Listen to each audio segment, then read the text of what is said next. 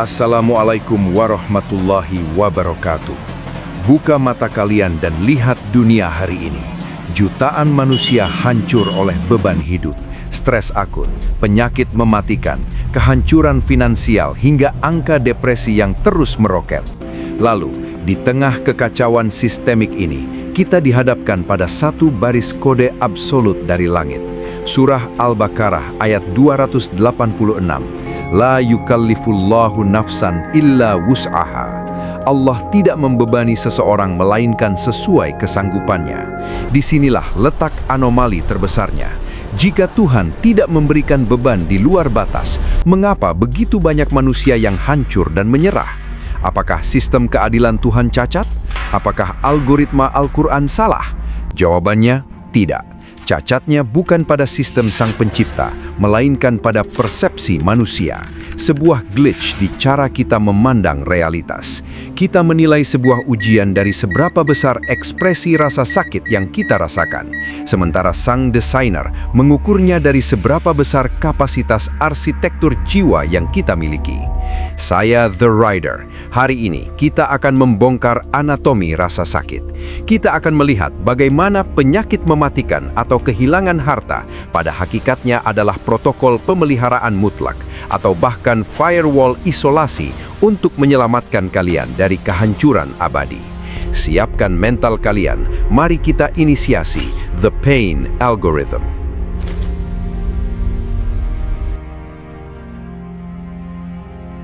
Mari kita bedah sebuah anomali kasus dari dunia nyata. Arsip medis mencatat seorang wanita, mantan pramugari yang hidup dalam gemerlap dunia malam. Suatu hari, sistem kesadarannya terpicu. Ia memutuskan untuk hijrah, bertaubat total, menutup auratnya, dan meninggalkan seluruh jaringan masa lalunya yang korup. Sebuah transisi menuju cahaya. Tapi perhatikan apa yang terjadi selanjutnya. Tepat setelah ia kembali ke jalan yang benar, mesin biologisnya divonis mengalami kerusakan fatal, kanker stadium akhir. Logika manusia biasa akan protes. Mengapa orang yang baru bertaubat justru diberi hukuman penyakit mematikan? Bukankah seharusnya jalannya dipermudah? Disinilah the isolation protocol atau protokol karantina ilahi bekerja. Sang desainer tahu persis kelemahan manusia. Jika wanita ini dibiarkan sehat dan beraktivitas normal di luar sana, probabilitas ia akan ditarik kembali oleh lingkungan masa lalunya yang toksik sangatlah tinggi. Maka Allah melakukan intervensi ekstrim. Dia mencabut paksa akses wanita ini dari dunia luar, mengkarantinanya di atas ranjang rumah sakit. Sebuah firewall biologis ditegakkan. Penyakit itu melumpuhkan fisiknya, tapi menyempitkan bandwidth fokusnya hanya untuk satu hal, berzikir dan mengingat Tuhannya. Kanker itu bukanlah sebuah eksekusi balas dendam, itu adalah proses sterilisasi. Ia dijaga dengan ketat dari dosa baru, hingga akhirnya sistem biologisnya dimatikan dalam keadaan suci absolut, husnul khotimah. Apa yang manusia tangisi sebagai sebuah tragedi medis bagi penduduk langit, itu adalah skenario penyelamatan yang sangat indah. Karantina hanyalah satu dari ribuan bentuk algoritma ujian. Mari kita bedah anatomi dari musibah itu sendiri. Kanker mematikan, kebangkrutan finansial, pengkhianatan, atau hilangnya pekerjaan. Secara fisik, skenario mereka terlihat sangat berbeda. Tapi jika kita mengekstrak source code-nya, mereka semua menghasilkan output psikologis yang sama persis. Rasa sakit, kegelapan, dan perasaan terdesak. Lalu apa objektif utama dari tekanan ini? Mengapa sang desainer merancang sebuah dunia yang dipenuhi benturan dan gesekan? Sistem linguistik Al-Quran menyimpan password utamanya. Mari kita bedah kata alam atau alam semesta. Secara etimologi bahasa Arab, kata alam berasal dari akar kata yang sama dengan ilm, yang berarti ilmu, atau alamat, yang berarti tanda. Ini adalah kunci dekripsinya. Ini berarti seluruh jagat raya dan segala peristiwa di dalamnya, baik itu kebahagiaan yang meluap maupun penderitaan yang menghancurkan, bukanlah tujuan akhir. Mereka hanyalah instrumen, alat navigasi. Setiap rasa sakit yang menekan dada kalian dirancang secara spesifik untuk memicu satu core directive atau perintah utama dalam sistem penciptaan manusia, ma'rifatullah. memaksa kesadaran kalian untuk mengenal dan kembali kepada Sang Pencipta. Saat kalian hancur, jatuh, dan menyadari tidak ada lagi satupun manusia di bumi yang bisa menolong, disitulah radar spiritual kalian dipaksa aktif untuk mencari sinyal dari langit. Rasa sakit sejatinya adalah cara Tuhan melakukan ping ke dalam sistem kesadaran kalian yang tertidur. Jika rasa sakit adalah alat navigasi, apakah itu berarti Sang Pencipta menyukai penderitaan? Tentu saja tidak. Dalam sistem operasi penciptaan, ada dua jalur algoritma utama untuk mengkalibrasi jiwa kalian menuju ma'rifatullah.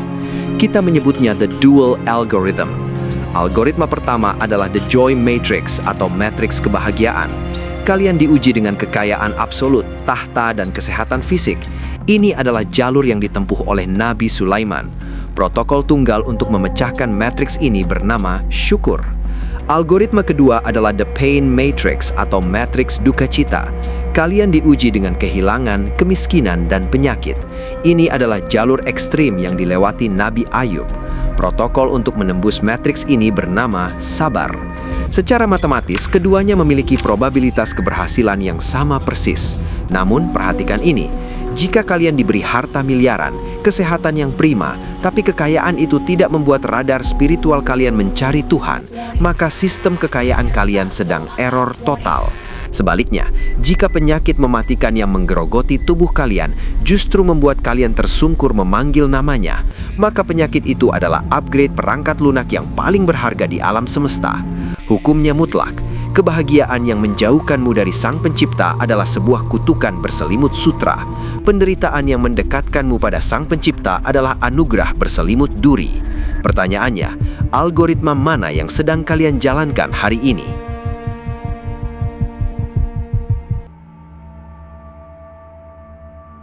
Sekarang, mari kita tarik arsip data ke masa purba. Kita akan membedah stres tes paling brutal dalam sejarah peradaban manusia, di Ayub Blueprint. Nabi Ayub adalah konglomerat pada zamannya. Asetnya tak terbatas, ladangnya luas, fisiknya sempurna, dan ia memiliki keluarga yang besar. Namun, sistem langit ingin mendemonstrasikan kapasitas maksimal dari arsitektur jiwa manusia. Protokol ujian tingkat tertinggi pun dieksekusi. Fase pertama, serangan finansial. Dalam hitungan jam, seluruh ladang gandumnya terbakar habis. Ribuan ternaknya mati bergelimpangan. Fase kedua, kehancuran psikologis. Sebuah badai meruntuhkan bangunan tempat keluarganya berkumpul. Tidak ada yang selamat. Crash emosional absolut. Fase ketiga, malware biologis. Tubuhnya dihantam penyakit kulit mengerikan yang belum pernah ada kodenya di bumi. Ia membusuk dan diasingkan dari masyarakat. Entitas iblis memprediksi bahwa dengan akumulasi beban seberat ini, sistem keimanan Ayub pasti akan error dan ia akan mengutuk Tuhannya. Tapi apa yang terjadi? Radar kita justru merekam anomali yang tidak masuk akal. Di tengah abu kehancuran dan rasa sakit fisik yang ekstrim, parameter ibadah dan zikir Nabi Ayub justru melesat naik menembus batas maksimal. Ini adalah pembuktian mutlak dari Al-Baqarah 286. Tuhan menimpakan beban paling gila dalam sejarah justru karena Tuhan tahu persis bandwidth kesabaran Ayub mampu menahannya. Tuhan tidak pernah salah menghitung kapasitas server hambanya.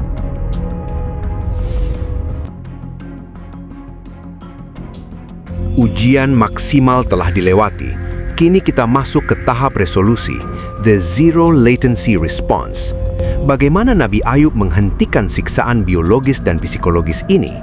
Ia menginisiasi sebuah transmisi doa. Namun, perhatikan struktur sintaksisnya dalam surah Al-Anbiya ayat 83. Anni masaniyad durru wa anta arhamur rahimin. Ya Tuhanku, sesungguhnya aku telah ditimpa penyakit dan Engkau adalah Tuhan yang Maha Penyayang. Secara linguistik, Ayub sama sekali tidak mendikte Tuhan. Ia tidak merengek meminta hartanya dikembalikan atau penyakitnya diangkat. Kalimatnya menyimpan sandi kerendahan hati tingkat tinggi. Di balik transmisi itu tersimpan protokol tersirat. Penyakit ini telah menghalangiku untuk beribadah maksimal kepadamu. Kembalikan fungsiku agar aku bisa terkoneksi kembali ke servermu. Ia meminta sehat bukan untuk dirinya sendiri, tapi sebagai instrumen ketaatan. Bagaimana respons dari langit? Ayat 84 diawali dengan kata fastajabna, maka kami kabulkan.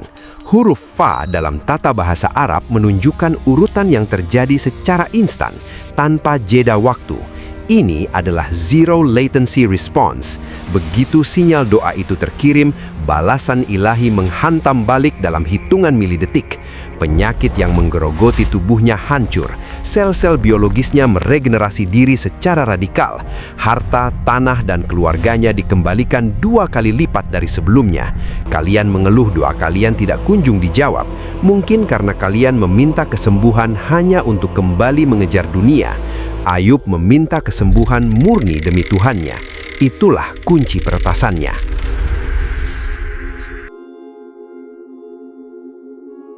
Kita telah sampai di akhir protokol. Mari kita tarik kesimpulan utuh dari The Pain Algorithm. Secara sistem, sakit dan sehat, kemiskinan dan kekayaan pada dasarnya adalah entitas yang netral. Tidak ada yang lebih mulia di antara keduanya. Mereka hanyalah instrumen, alat uji batas yang dititipkan sang desainer untuk mengukur satu hal.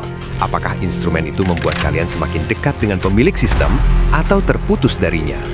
Mengeluh tentang ujian sama seperti mengeluh mengapa sebatang besi harus dibakar dan ditempa dengan keras. Beban yang diturunkan kepada kalian saat ini sudah diukur dengan akurasi matematis yang absolut. Tidak akan meleset 1 gram pun dari kapasitas arsitektur jiwa kalian. Al-Baqarah 2086 bukanlah janji hidup tanpa rasa sakit. Ia adalah garansi mutlak bahwa kalian diciptakan cukup kuat untuk menahannya. Ubah persepsi kalian. Jika kalian sedang hancur hari ini, bertahanlah. Karena di balik firewall isolasi ini, ada operasi penyelamatan yang sedang berjalan. Saya The Rider. Protokol selesai. Wassalamualaikum warahmatullahi wabarakatuh.